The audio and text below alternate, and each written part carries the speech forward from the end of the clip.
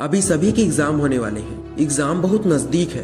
Exam में सिर्फ 1 से 1.5 महीना ही बचा है और एग्जाम की कुछ भी तैयारी नहीं हुई है। डर लग रहा है कि क्या होगा। पढ़ाई भी अच्छे से नहीं हो पा रही है। पढ़ने का मन ही नहीं कर रहा है और पढ़ रहा हूँ तो कुछ याद भी नहीं हो रहा है। इस तरह की प्रॉब्लम आपको भी आ रही होगी। इस तरह की बातें आपके दिमाग में भी आ रही होगी। ऐसा इसलिए होता है क्योंकि हमारे दिमाग को ज्यादा मेहनत करना पसंद नहीं है। वो बहुत आलसी टाइप का है। उसे आराम करना पसंद है, इसलिए वो बहाने बनाते रहता है ताकि वो मेहनत करने से बच सके। लेकिन आज के बाद आपको बेवकूफ नहीं बनना है। तुम अपने दिमाग के गुलाम मत बनो, बल्कि दिमाग को अपना गुलाम बनाओ। फिर देखो कैसे पढ़ाई में मन लगता है। देखो, एग्जाम में सिर्फ 1 से 1.5 महीने का टाइम ही बचा है। तुम्हें जो करना है इसी 1 महीने में करना है। अगर तुमने इस 1 महीने कड़ी मेहनत ना की तो तुम्हारा रिजल्ट तो खराब होगा ही, साथ ही तुम्हारे पूरे 1 साल का समय भी बर्बाद होगा। और समय की कीमत क्या होती है ये तो तुम्हें अच्छे से पता होगी। अगर तुम्हें समय की कीमत नहीं पता है तो तुम अपने पापा से पूछना कि समय की कीमत क्या है। तुमने पूरे साल क्या किया वो मैटर नहीं करता। तुम भूल जाओ कि तुमने पूरे साल क्या किया। इससे कोई फर्क नहीं पड़ता कि तुमने पूरे साल क्या क्या किया। फर्क तो इससे पड़ता है कि तुम इस बचे हुए 1 महीने में क्या करते हो। सच बता रहा हूँ, अगर तुमने मन लगाकर इस बचे हुए 1 महीने में कड़ी मेहनत की तो तुम्हें टॉप करने से कोई नहीं रोक सकता। बस शर्त ये है कि तुम पढ़ते कैसे। मेरी बात मानकर तुम 1 महीने के लिए संन्यास के मोड में चले जाओ। सिर्फ 1 महीने काफी है। अगर तुम क्लास में अच्छा रैंक लाना चाहते हो, अच्छे नंबर से पास होना चाहते हो, तो तुम इस 1 महीने के लिए पूरी तरह संन्यास के मोड में चले जाओ और भूल जाओ उन सभी चीजों को जिससे तुम्हारा ध्यान भटकता है। इंस्टा, FB, व्हाट्सएप, इन सभी को यूज करना एकदम कम कर दो, ना के बराबर। अगर तुम्हारी कोई गर्लफ्रेंड है या कोई बॉयफ्रेंड है तो उसे बोल दो कि 1 महीने बाद मेरी एग्जाम है, मैं तुम्हें एग्जाम कंप्लीट होने तक ज्यादा टाइम नहीं दे पाऊंगा। देखो यार, 1 महीना कोई बहुत बड़ा समय नहीं है। अगर तुम अपनी लाइफ को बेटर बनाना चाहते हो तो तुम इतना त्याग तो कर ही सकते हो।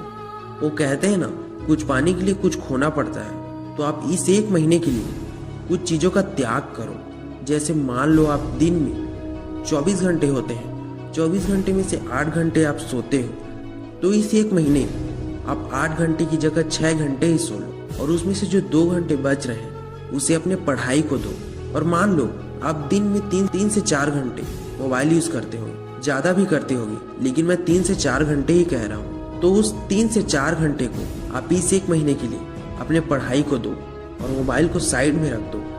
1 महीने 2 घंटा कम सोओगे, आप कम मोबाइल चलाओगे, मतलब ना के बराबर, तो कुछ नहीं होगा। ये कोई बहुत बड़ी बात नहीं है, तुम कर सकते हो। और अपनी मेहनत आज से ही आप शुरू कर दो क्योंकि ज्यादा टाइम नहीं बचा है। इसी 1 से 1.5 महीने में तुम्हें बहुत सारी पढ़ाई करनी है। तुम्हें एग्जाम की तैयारी बहुत अच्छे से करनी है। और एक बात, अगर तुम एग्जाम की तैयारी अच्छे से करना चाहते हो तो तुम किसी को मत बताओ कि तुम एग्जाम की तैयारी करने वाले हो। तुम एकदम खामोशी से अपने एग्जाम की तैयारी शुरू कर दो। किसी को बिल्कुल भी पता ना चले कि तुम एग्जाम की तैयारी कर रहे हो। बाहर तो बाहर, घर वालों को भी ठीक से पता ना चले कि तुम बहुत अच्छे से एग्जाम की तैयारी कर रहे हो। मैं ऐसा इसलिए कह रहा हूँ क्योंकि कई लोग ऐसे होते हैं यार, घर वालों को छोड़कर, जो तुम्हें कभी भी आगे बढ़ते हुए नहीं देखना चाहते। वो चाहते हैं कि तुम सबसे पीछे रहो। इसलिए चुपचाप किसी को बिना बताए अपनी जीत की तैयारी करो।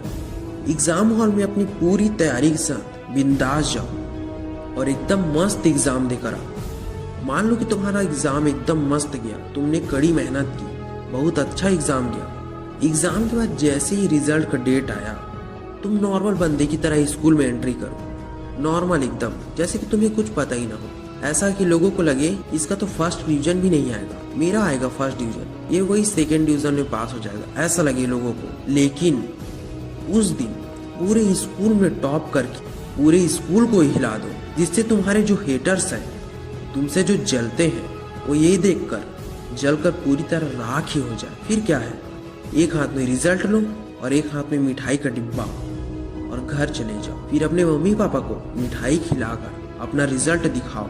ये देखकर वो तुम पर कितना गर्व करेंगे। सोचो उन्हें कितनी खुशी होगी। हो सके तो उनकी आंखों में खुशी के आंसू भी आ जाए। फिर वो तुम्हारा कितना सपोर्ट करेंगे। वो भी तो चाहते हैं कि हमारा बेटा या हमारी बेटी कुछ करके दिखाए। तुम्हारा इतना अच्छा रिजल्ट देखकर उन्हें इतनी खुशी होगी कि वे गर्व के साथ अपना सिर ऊंचा करके सबको बताएंगे कि मेरा बेटा या मेरी बेटी पूरी स्कूल में टॉप की। क्या तुम नहीं चाहते कि लोग तुम्हारी इज्जत करें, तुम्हारे जो मम्मी पापा हैं उनकी इज्जत करें?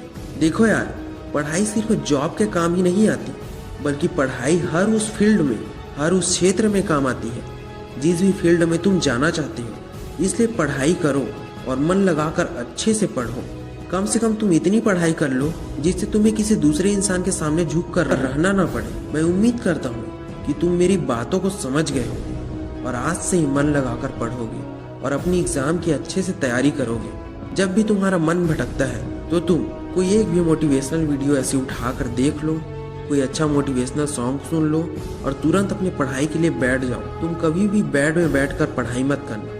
तुम एक टेबल ले लेना और चेयर में बैठ के पढ़ना, जिससे तुम्हारा पोस्चर अच्छा बनेगा और पढ़ाई में मन भी अच्छा लगेगा। तो देखो यार, पढ़ाई अच्छे से स्टार्ट कर दो, क्योंकि एग्जाम में ज़्यादा टाइम नहीं बचा है। तुम इस एक महीने में बहुत अच्छे से तैयारी कर सकते हो अगर तुम करना चाहो। मैं उम्मीद करता हूँ कि तुम मेरी हर एक बात समझ गए होगे और तुम आज से ही अपनी एग्जाम की तैयारी अच्छे से करो। बेस्ट ऑफ लक, अपनी एग्जाम की अच्छी से तैयारी करो।